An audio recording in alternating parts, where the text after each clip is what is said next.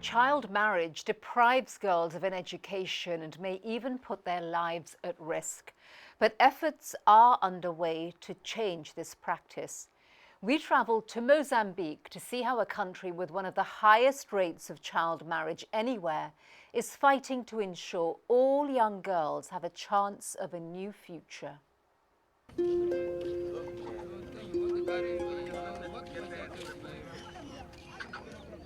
Fishermen ply the dawn waters off Mozambique's coast. Their nets are full to bursting. Enthusiastic customers sort through the catch. In the 2 decades since Mozambique's civil war ended, the country has made an amazing recovery. But not all citizens are participating in the country's new opportunities. 15-year-old Ilse Gwambe is one of them. I met that boy and I got pregnant. Ilse, then just 13 years old, was unable to continue school, and her life was about to change dramatically.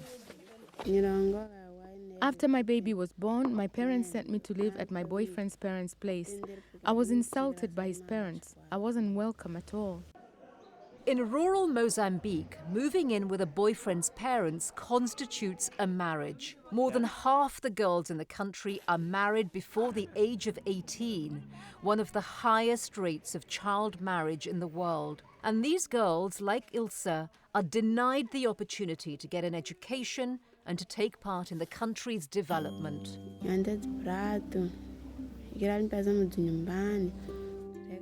I would wake up, clean, wash dishes, prepare meals, and on other occasions go to the field, then cook dinner and sleep.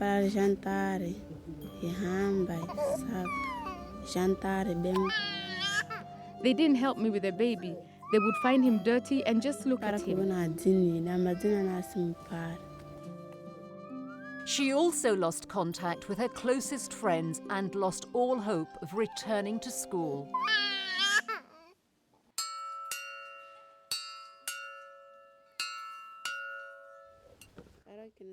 When I was at school, I had 2 friends and we used to do everything together. I'm upset because I'm so far behind them now. Eventually, her family took her back home. She now spends her days helping her mother and caring for her baby.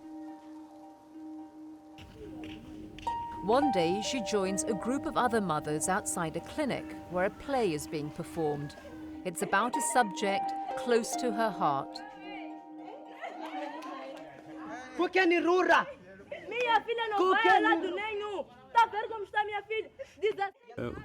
I was inspired to do this because many girls marry early. Bernardo Carlos is a local school teacher. He formed the group with the support of the United Nations Population Fund, UNFPA, and Plan International, after losing girl students to pregnancy and child marriage. The play tells the story of 2 girls, one who dropped out of school to marry, and the other who completes her education with a college degree and then a successful job. So people see the difference between investing in education and child marriage, and they see that the right way is education.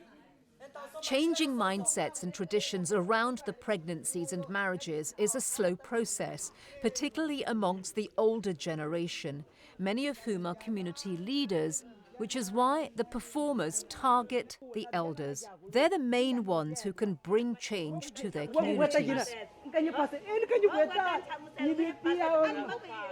Salmina Kumbani is unusual.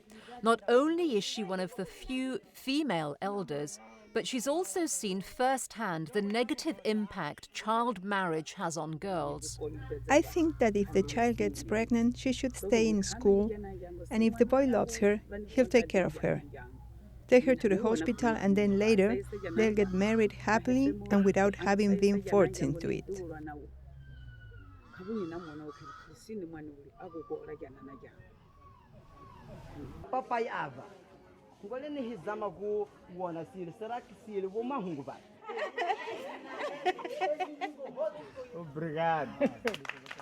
By the end of the performance, Salmina is not the only one who believes it's time for change. At the beginning of the play, many of the elders here thought that it was right to force a girl to get married. But as the play went on, I think many of them came to realize that kids shouldn't be forced to marry. They should continue their education and marry when they wish. For Ilse, the messages on lost education are a poignant reminder of her own experiences. But she's one of the lucky ones. She lives near the clinic and was able to deliver her baby safely, despite her age. In more remote areas far from the nearest clinic, women and adolescent girls deliver at home. When there are complications, many of them develop a devastating injury called obstetric fistula, which occurs during prolonged labor when medical attention isn't available.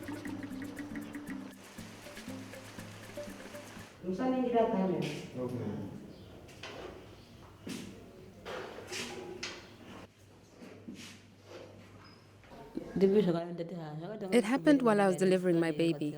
Afterwards, I realized I couldn't control my bowels. 16-year-old Esita Mulanga was just 14 when she got pregnant. With her young husband away working in South Africa and the nearest clinic 2 hours away, she had no choice but to give birth alone. But things went seriously wrong and there was no medical care to help. After the delivery, my baby was very weak and died. I called for help. I was very upset, and I realized that I couldn't walk. Esita had developed a fistula, one of 2,000 new cases annually in Mozambique.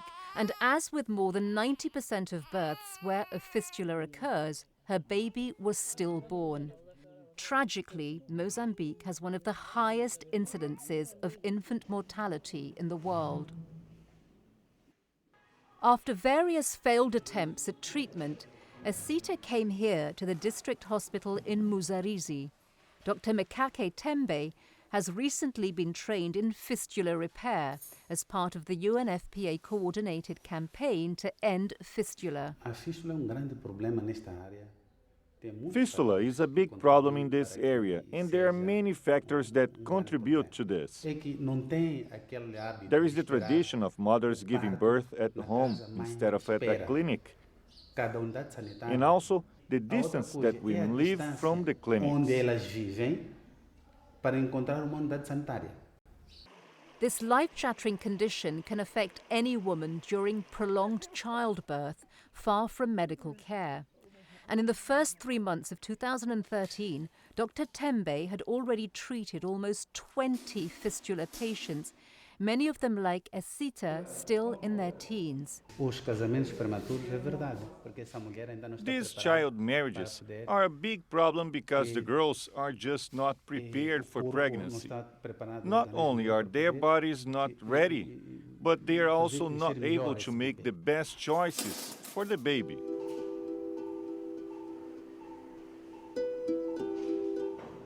Esita will need a series of operations to repair her fistula, but the prognosis is good. But many women affected by fistula never receive medical attention and can be ostracized by their communities and even their own families.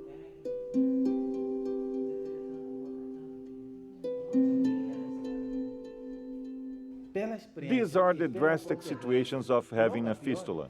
In my experience, women with a fistula are particularly discriminated against because of the smell. She can't go to gatherings, she can't socialize with others, and for some, even their own husbands abandon them. But not Esita's husband, Kenyasi. Himself only 19 years old, he has supported her throughout. I feel sad about what happened, and I keep asking myself, why did this happen? Most of all, I feel guilty that I couldn't help her. Kenyasi returns to the clinic where Esita's surgery has left her exhausted and weak. He'll keep making the trip until she's healed. I am so glad that she's starting the treatment. I hope that when she's healed, we can have another baby. I want to return to work until she's better.